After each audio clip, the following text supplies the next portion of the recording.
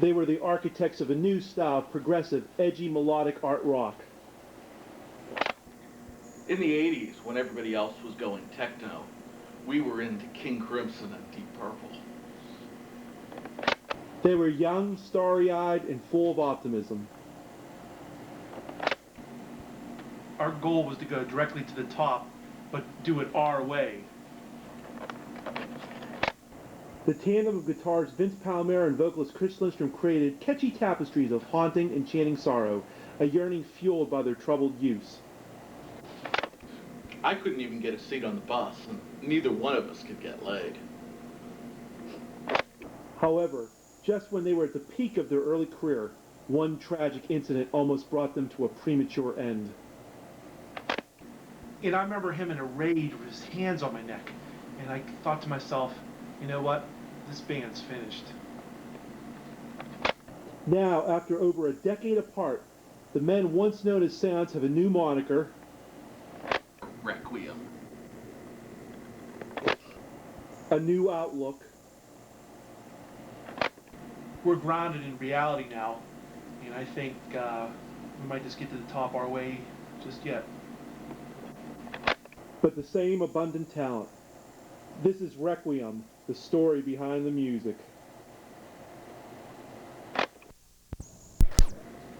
So Vince, our first band together was LP back in 1981. How did that come about?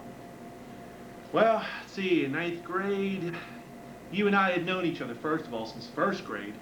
First person I ever had a fight with. First person we were in a fight with, which happened in second grade, but in first grade we were in speech class together and everything, so from Logan School to New Armstrong Middle School to Independence Middle School takes us up to ninth grade. And at the end of ninth grade, you and I had actually become buddies again after an off and on kind of relationship there. And we traded vinyl records and whatnot, and one thing led to another, and I told you that for my birthday in 1981, I was going to be getting an acoustic guitar. So on July 8th, 1981, to be precise, you and I got together. I still remember it vividly like it was yesterday. Going up to your old bedroom, Wilson Drive, Bethel Park, and nice day out. It's perfect, not too hot, just perfect temperature, and I'm acoustic. Didn't even know how to play it yet, or tune it. And we wrote two songs together, and they weren't exactly poetry in motion, but it was, you know, Go Down Rockin' in Church, and we were called LP, Lindstrom Palamara, also known as a long-playing record, so it was a little play on words, get it, LP. And, Sing one of the tunes. okay, Well, gonna go down rockin', go down rockin', go down rockin' again. And what the other church was just considered a low E that would make Tony Iommi probably like, brow, brow, brow. yeah, and it was, and over that, it was sort of like a Jim Morrison or almost like Friends of Mine by the Guess Who. Or the Soft It was Radio like, Doors, yeah, this long talked out composition about like people at church and things like that. It was like, yeah, it was ahead of its time in a way because it was talking about like televangelists and all that kind of yeah, stuff. And the silliest thing of all we did was we recorded it on 8-track. In fact, we recorded it all, first time we ever playing, and we put it in a little envelope and mailed it to WDVE, a popular radio station in Pittsburgh, and we don't know what happened to the tape, and thank God I don't think it ever served unless it's in their archive somewhere. yeah. Hopefully, it's been this long destroyed. So it's a very inauspicious debut. But from there, Chris, after only 3 days from July 8th, 81 to July 11th, 81, on July 12th, we became our Devic Saints. Yeah, And what does that mean? well, Fuck if I know. yeah. I think it's an anagram for something that I've forgotten, but it also was supposed to be somewhat satanic, like our devil's saint. Yeah. And it was to stand for that, sort of like King Crimson was, you know, a moniker for Satan. Or like in a Garden of Eden, in a Garden of Eden, and our Devic Saint, we were our Devil's Saint. Yeah, Kind of thing. yeah. That It was a corruption of that, but that was the title we went by that band for almost a year. Yeah, oh, yeah, actually, well, yeah, from the rest of 81 into early 1982, then we went through some silly name changes: Ground Earth Exodus, Eclipse Galaxy, Mother's Milk. This was from January 82 to March 82, but then I came up with a brilliant brainstorm, and I remember, name escaped me the name of the teacher. He used to call me Progress because I always used to wear a black shirt because I was into Richie Blackmore. And one day I had a revelation in class. I said, Chris, I got the new name of our band, Seance. Seance was such a brilliant name, and it was March 25th, 1982 to be exact. Chris and I were sophomores in high school, Bethel Park Senior High School. And that moniker lasted until the bitter end of Seance, December of 84. We're getting ahead of each other right now. But so it was Chris and I from July of 81 until like midsummer 1982. And then we finally looked at each other and said, you know what? I think we need a bass player and a drummer. I don't know about you. So we got Bill Valenson, who was a fellow classmate, on drums. And then we got a bass player named Tony Altieri.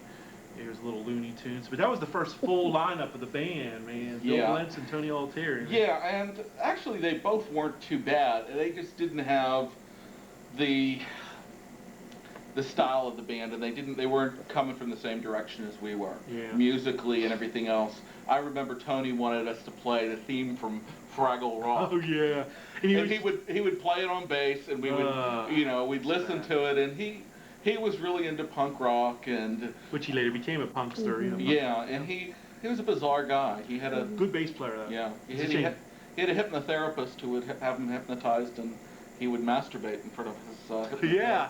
That's right. He also had that problem where he talked during sex a lot. He was talking about the Pirates game with that girl a lot and stuff, and driving her crazy. What used to say about that? And anyway, how exactly does that come up? Come up, C-U-M? I don't know. But Tony Altieri was a decent bass player. Did nice amp and nice bass. Yeah. Bill Valenson was a very average drummer.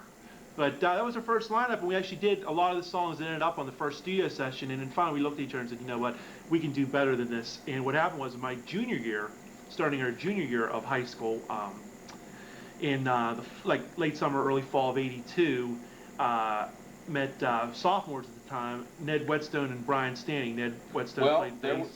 May I stop? Sure. In between, there was another member of Seance. That's right, Sean Bruce on drums. Almost forgot. Yes, Sean auditioned in study hall for me on the top of a desk. Yeah, he was.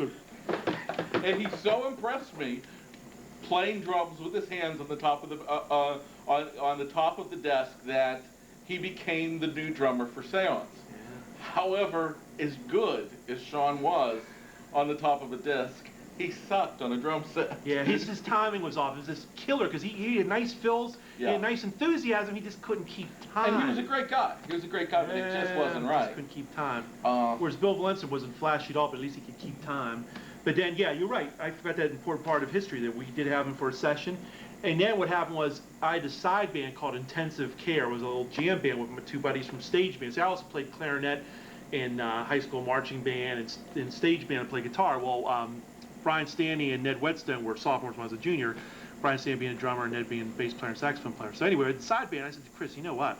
I think I got a better, more enthusiastic bass player and drummer. It turned out we had a much better drummer, Brian Stanley, and in hindsight, not as good of a bass player as Tony, but he at least went along with us. So in March of '83, a year later, we had the classic lineup, Mark II. Right. Like there's Mark II of Deep Purple, there's Mark II of Seance. This is the classic lineup. And I actually forget something else, not only about Sean Bruce in Intensive Care, but also right before that, there was a girl named Terry Smith that was playing with us in Intensive Care, and she came along to what happened to be the first group practice of Mark II, March of '83, and she was all miffed. Remember that? She was pissed. There were two vocalists who came up for the first Seance practice, and one of them walked away angrily. It was her. And we had fears because she was connected to a certain biker gang. The Pagans, that's right. I forgot about that. She was a girl with the Pagans, and we were afraid that this might have cost us some of our safety by starting a band. Forgot all about that. I remember we used to do Heat of the Moment and Freebird and some of the stuff with her and jam with her and stuff. I remember she said her Pepsi light back in her balls. But I digress. But anyway, so March of '83, the proper lineup of Seance began. But it was actually a twofold band because we had Ned and Brian. We'd always practice in that. And at the same time, Chris and I would do our stuff on the side. He had his mom's Kimball organ at the time because we didn't have like portable keyboard. Keep in mind, portable keyboards back then were basically in their infancy, especially for the consumer. So Chris did a lot of good stuff on his own. We get together and do various songs like Storm and Subtle Serene Disillusion and stuff like that. Yeah, and in fact, much of the material of the band at that point was material that the bassists and drummers, various bassists and drummers of the group never knew existed. In fact, we would write the songs, and then Vince would painstakingly take the time to rehearse the rest of the band with the songs. So we had most of the compositions of the band already done and it would be a matter of Vince then teaching Ned, or previously that Tony, the bass parts, and then teaching the song to the various drummers that we had in the group. Right. We've always had a connection that we've always had a variety of rhythm sections through the years that have never really took. Yeah, closest was Brian before he was being silly. I just want to show you, so this is the infamous logbook, but right here, the camera can capture that. This is the Mark, I call it the Mark 5 line here, but technically it's Mark 2. March 8th, 83 at Vince's, we introduced a whole bunch of songs, and then from here is an actual record of every single practice. Now mine is Chris and I practices, Mom's house. This is the full group practices here. All through 1983 when we were juniors in high school and became seniors in high school. And over here, the next page over here, takes us into 1984. That's 2 studio sessions, and you can see it's pretty amazing because yeah, no problem there. And yeah, so 1983, 1984 document up to February of 84. I don't want to get too far ahead, so we'll back up a little bit here. Just wanted to show you just how extensive it was, and a lot of you'll see minus CL, because sometimes we practice with Chris and whatnot, but honing our craft and introducing some stuff. And anyway, our first goal, and it was right before we became seniors in high school, was to do our first studio session. My guitar teacher, Dave Williams, also a big cokehead, but he was a great guitarist, he had his little studio, Loophole Studios, next to Crafton Lumber, Crafton, PA. We did our first studio session, and damn good, still holds up. And a lot of the, really we did almost everything in one take, and it was really the first time, I think, for a lot of people that they heard my vocals. Yeah. Because I was always straining over various stereos and other things to try to amplify my vocals, and suddenly they could be mixed and double tracked, and suddenly the vocals were prominent in these songs. And I think for a lot of people, that was their first knowledge of the band. And a lot of people went around with the 2 studio sessions. We gave out a lot of tapes. A lot of people were really into the music of the 2 studio sessions that we did as seance. Yeah, in August of 83 and February of 84 respectively. That was the 2 sessions we did. And well, we ended up making the school newspaper. I'll show you that in a second when I get to it. And it was pretty heady times for us. Here we are as Bethel Park Campus Courier.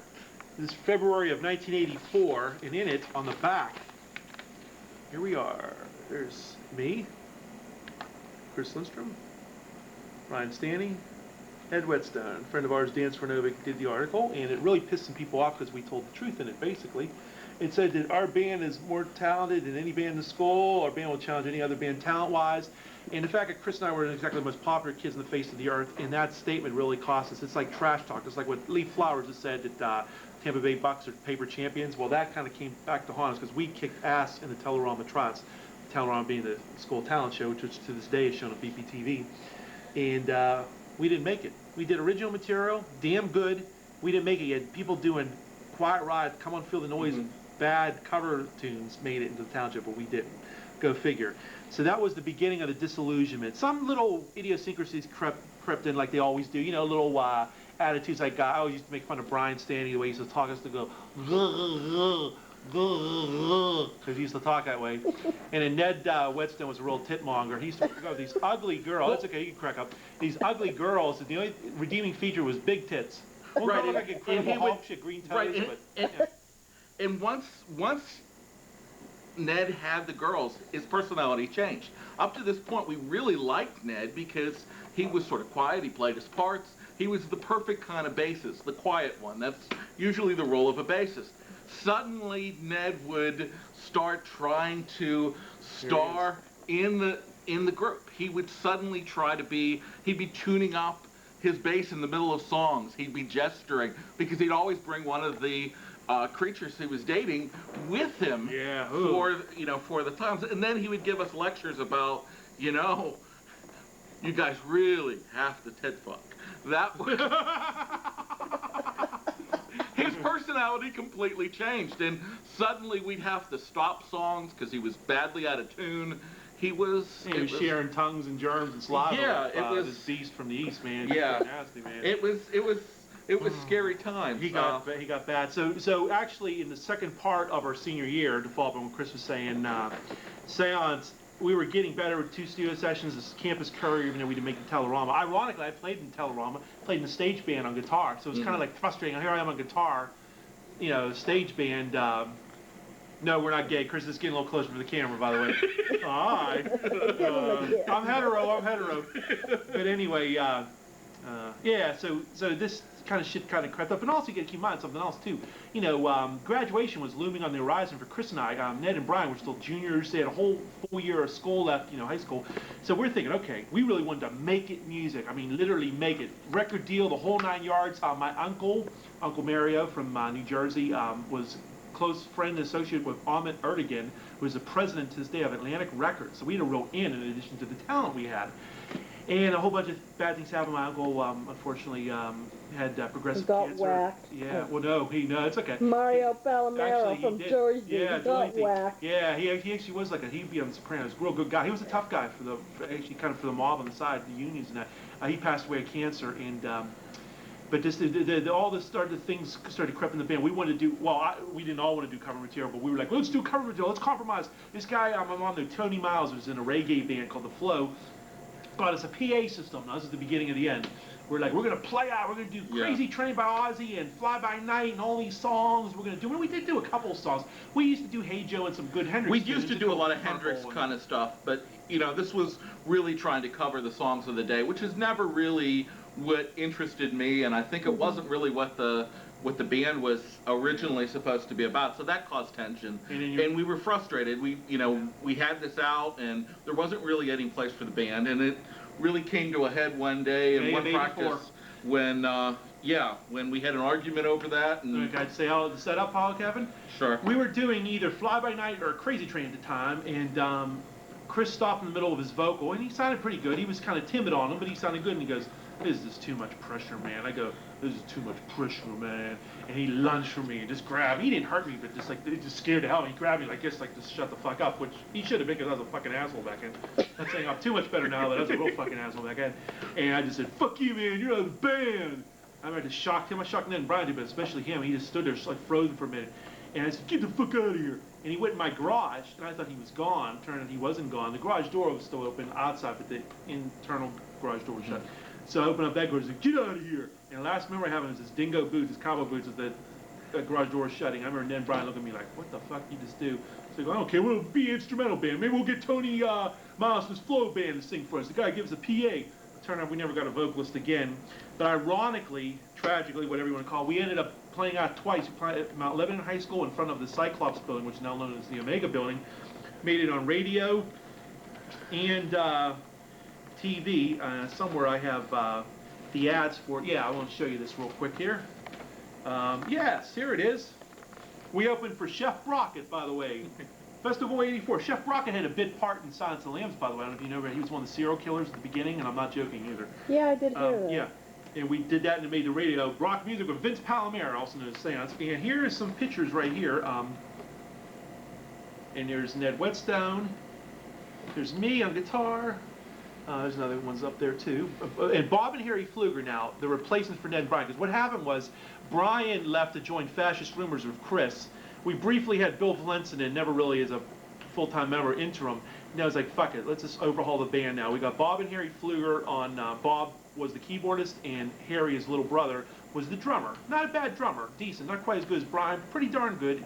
Harry Pfluger didn't have an original bone in his body, but he was a good Doors freak, and he did our material pretty good as far as just covering the songs note for note and no fancy frills. Well, we did those 2 gigs, like I said, during the summer, but then it just got to the point it was hopeless. We didn't have a vocalist. Yearned for Chris, yearned for that chemistry, and then I'll let Chris take it from here. When we got into college, I went to Duquesne. Chris went to Point Park. Right.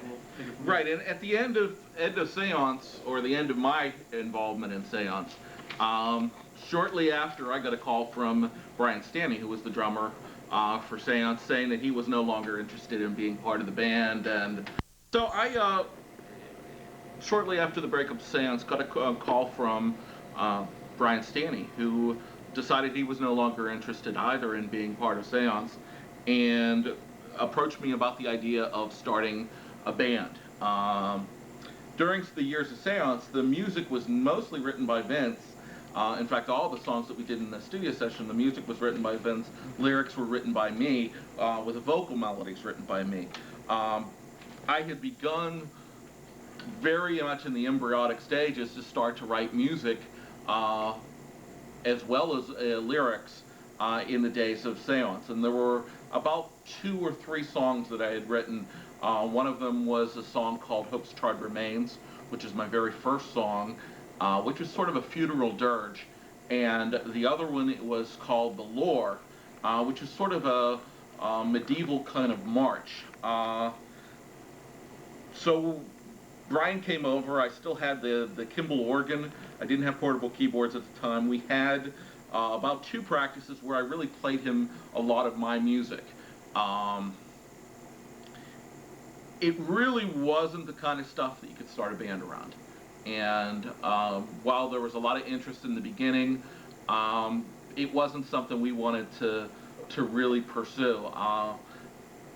And I guess, part of the way that you could look at it is this was a lot of music that I really liked, but I was sort of tired of the doom and gloom material that was Seance, and the Brothers Glum. Right, Yeah. right, and the really mystical kind of lyrics, the kind of really gloomy kind of songs that were, a lot of the lyrics were based around my feelings about the death of my father, which happened the previous year. And as the band was about to end, I started to become much more interested in my own songwriting, of trying to write pop material. And that's a big departure from what I did originally with Seance and Fascist Rumor. And I guess what I could do is play Hope's Charred Remains and let that be a sort of an example of what some of the early stuff was, which certainly I think is a good song, but it's not something that had any commercial potential, and probably not a lot of use for a drummer. So Hope's Charred Remains. Okay, you can pause it. Hope's Charred Remains.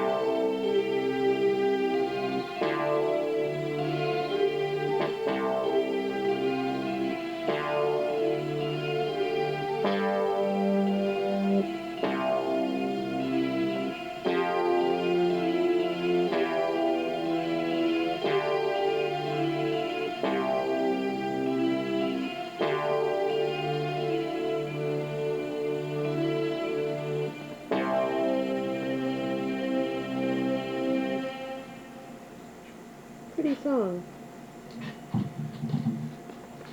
Yeah, I just wanted to say for the record, I'm making it sound like the band didn't do much of anything until Bob and Harry Flieger came out in the summer of '84. But actually, we played at a few parties, Chris and I did, October of '83, December of '83, and actually back to April of '83. Ned, Brian, and I, actually Brian Stanley was there too, did a little party. But we also did the Telerama Triads with the school triads. We're actually on the Bethel Park High School auditorium in front of a whole bunch of judges and people, and did a performance of 3 songs. Government Communication, Hierophant, and Rockchild. Rockchild we did twice. And the ironic thing is, was satisfying was the fact that those bands I was telling you about, the other school bands who did cover material that hated our guts from that article, and were out to beat us up or whatever, really liked our material. In fact, I remember the one guy coming up to me with a great riff, and we really won the respect over that day. So even though for politics, whatever stupid reason, we didn't actually make the Telerama show itself, we went over really good that day, got some applause, and more importantly, the other bands got a lot of respect. But the exact dates of the 2 Harry Flieger gigs were June 9th, '84 at Mount Lebanon High School. That was the one, Hit Radio 96, and Pittsburgh Post-Gazette, the Pittsburgh Press no longer around. TV Magazine had the thing about music with Vince Palamara. July 27th of '84, it was the Mount Lebanon garage sale in front of the Cyclops building, which is now known as the Omega building there. And then in August of '84, without Chris, this is the confusing thing about the history of the band. Everything was not black and white, because sometimes former members would come back. We kind of like patched things up for a day or two or a week or whatever. When Ned and Brian came back, we did a mini concert of just everything we knew in front of an audience of about 10 people. So in addition to the 2 studio sessions, and I'd also like to throw in for the record, let's see where this at here, okay. This is in the musicians I played with log, 81 to 9, you hear? Okay, GM bands involving Vince Palamara during seance. So first of all, Dan Mackey was my first guitar teacher in 1981, which was replaced by Dave Williams, my second guitar teacher, from 1981 to 1983, although in '84 he did the studio session. Annex was the first GM band I was in. It was approximately January to April of '82, coinciding with our Devic Saint and Seance. And Steve Peckinpah was once a member of the band. Rehearsal were Tony Alteri's future Seance bass player. Sean Bruce was on drums. Tony Alteri on bass. Rick Swan also was a drummer. Peggy Schmidt, Chris's neighborhood friend there from his Wilson Drive, was on guitar and vocals. Steve Elder, Eddie Haskell I should call him, was on guitar. That became Coma, or Ground Earth Exodus, and that was Todd and Mark Denmarsh. These 2 brothers were friends of Steve Elder. Then Intensive Care was the jam band of Ned and Brian. That was in February to March. Did you have any fear of naming a band Coma? Yeah. It went over like a coma. Yeah. And in September 13th to September 29th, 1984, Chris and I got together and called ourselves Andrea Doria after that sunken ship. So we went over like a sunken ship. It was just Chris and I. So even that's how you know it was like, fuck you, man, you're the band. Chris came back into the band for a little bit. So when we went to college in the fall of '84, late summer, early fall, whatever, I went to Duquesne. I commuted. Chris went to Point Park. He commuted, so we still lived in Bethel Park. Well, we patched things up from time to time. It wasn't everything was black and white. So basically, what happened was music was big with me. I wanted to make it in music, but Chris was a little more collegiate minded. His grades were a little bit better. His focus was much better than mine for future. I didn't even take my SAT seriously at all, to put it mildly. I had the equivalent of like a C. Made into Duquesne because of my grades. That's another story itself. I digress. But that's how I made it into. Yeah, see, that's what I mean. But I was deadly serious about music. I wanted to make it. Yngwie Malmsteen was my main guitar hero, followed by Richie Blackmore, Jimi Hendrix. I wanted to make it, record deal or die, record deal or bust. Where Chris was like, he was serious about music, but not like he was going to jump off a building if he didn't make it. He had other things in mind. And that was where some of the conflict came in at that early stage. I'm 17, 18 years old. Not all this ambition, but I mean, let's face it. This is before compact discs. Compact discs. Freudian slip. Compact discs came into full. They were still in their infancy. Internet wasn't around, so basically, if you didn't get a record deal, you weren't shit. You weren't going to get played. You weren't going to be on the computer. You weren't going to be playing odd unless you did cover material, and even then, you had to be damn good at that. So who could blame Chris? Who could blame the way we were frustrated? So that takes us into college. Right, and during the college years, I first had my first portable keyboards right at graduation of high school. That day, I got my first portable keyboards. And that really changed my style. I started to write a lot more pop-oriented material, a lot more pop ballads. A lot of the songs that I began to write